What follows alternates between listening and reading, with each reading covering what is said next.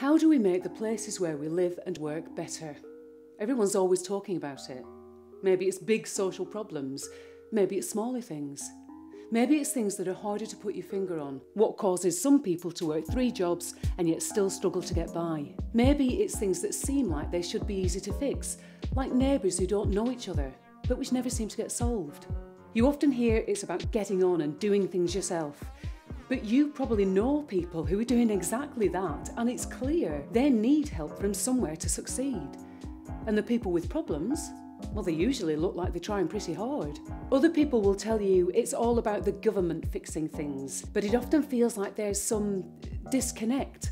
With the best will in the world, a minister is never going to know about the particular challenges of every town.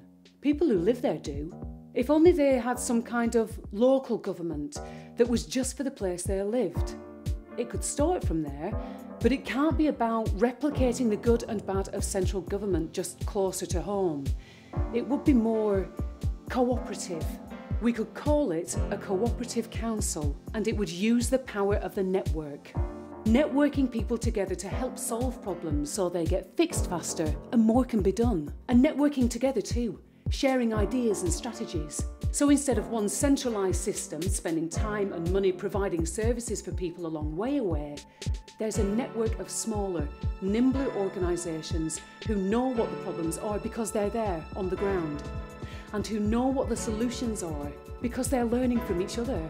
The ideas seem small, and that makes them easier to do. Like in Oldham, where people were paying too much for their electricity and gas, so the council got together with the community and organised to buy everyone's energy in bulk from a supplier.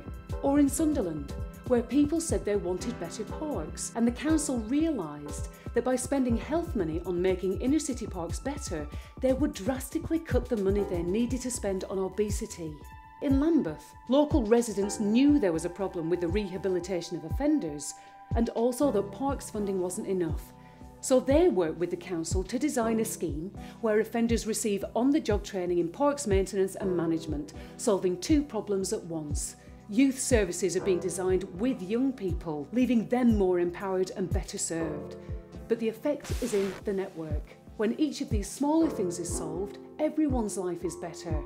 And for some people, it will be significant. That means less money is spent picking up the pieces further down the road, and all that extra time and money saved can be used to make people's lives even better, only with them in control. So, how do we make the places where we live and work better? It starts here.